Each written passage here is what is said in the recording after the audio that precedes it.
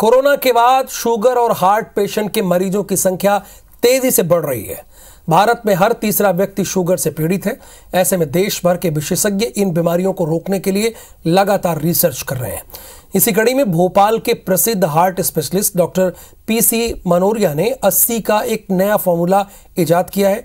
क्या है ये 80 का फॉर्मूला और इसे अपनाकर कैसे शुगर और हार्ट जैसी गंभीर बीमारियों से आप बच सकते हैं, आप उनकी बात को जरा ध्यान से सुनिएगा।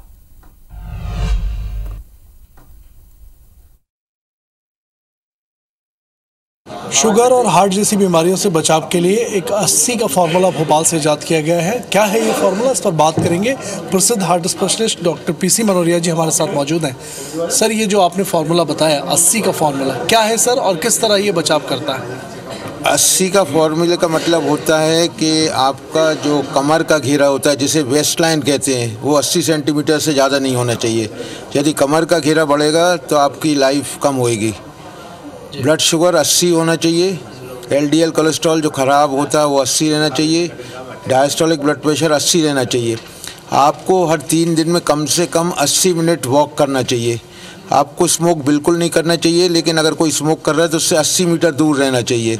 और आपको 80 टाइम्स कम से कम महीने में हंसना चाहिए। हार्ट रेट आपका 80 रहना चाहिए।